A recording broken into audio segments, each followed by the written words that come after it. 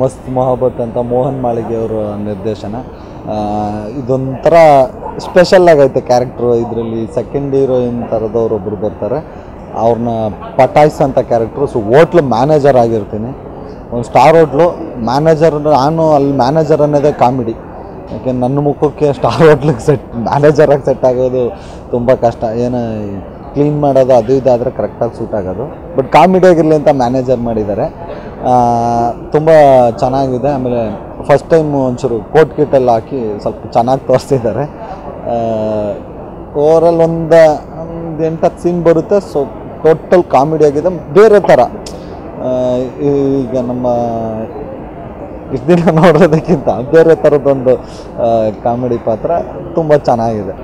ಇಲ್ಲ, ಇದರಲ್ಲಿ ಸಾಂಗಲ್ಲಿಲ್ಲ. ಸೊ ಒಂದು ಕಾಮಿಡಿ ಎಪಿಸೋಡ್ ಬರುತ್ತೆ, ಅದರಲ್ಲಿ ನಮ್ಮ ರಾಜು ತಾಳಿಕೋಟೆ ಅವರು ಮತ್ತು ಶಕೀಲಾ ಅವ್ರ ಜೊತೆ ಫಸ್ಟ್ ಟೈಮ್ ಮಾಡ್ತಾಯಿದ್ದೀವಿ. ಊಟಿನಲ್ಲಿ ನಡೀತು, ಅಲ್ಲಿ ಬರೋ ಎಪಿಸೋಡಲ್ಲಿ ಮಾತ್ರ ಇರ್ತೀವಿ. ಕಾಮಿಡಿ ಎಪಿಸೋಡ್, ಸಾಂಗೆಲ್ಲ ಏನಿಲ್ಲ.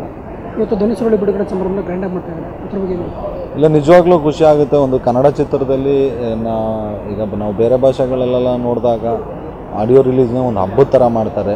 ಬಟ್ ಅದು ಈಗ ನಮ್ಮ ಕನ್ನಡದಲ್ಲೂ ತುಂಬ ಚೆನ್ನಾಗಿ ಆಗ್ತಿದೆ. ಫಸ್ಟು ಜನಕ್ಕೆ ನಾವೊಂದು ಸಿನಿಮಾ ಮಾಡಿದ್ದೀವಿ, ನಮ್ಮ ಸಿನಿಮಾ ಬರ್ತಾ ಇದೆ ಅಂತ ತೋರಿಸೋದೇ ಮೊದಲೇ ಆಡಿಯೋ ರಿಲೀಸು. ಬಟ್ ಅದನ್ನು ನಾವು ಗ್ರ್ಯಾಂಡಾಗಿ ಮಾಡಿದಾಗ ಎಲ್ರಿಗೂ ರೀಚ್ ಆಗುತ್ತೆ, ಇದರಿಂದ ಸಿನಿಮಾಗೆ ಹೆಲ್ಪ್ ಆಗುತ್ತೆ. ಆಮೇಲೆ ಎಲ್ಲರೂ ಬಂದಿರ್ತಾರೆ, ನಾವೆಲ್ಲ ಒಂದು ಫ್ಯಾಮಿಲಿ ಅನ್ನೋದು ಫೀಲ್ ಆಗುತ್ತೆ. ಬೇರೆಯವರು ಇವರೆಲ್ಲ ಬಂದಿರ್ತಾರೆ, ಎಲ್ಲರ ಜೊತೆ ಮಾತಾಡೋದು, ಎಲ್ಲರ ಜೊತೆ ಒಂದುಗೂಡೋದು.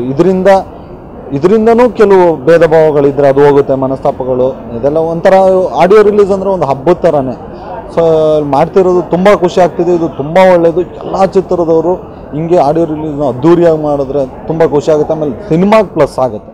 ಹಾಯ್, ನಮಸ್ಕಾರ. ನಾನು ದಿಗಂತ್ ಮಾತಾಡ್ತಾ ಇದ್ದೀನಿ. ನೀವು ನೋಡ್ತಾ ಇದ್ದೀರಾ Sandalwood Central. Please subscribe to Sandalwood central.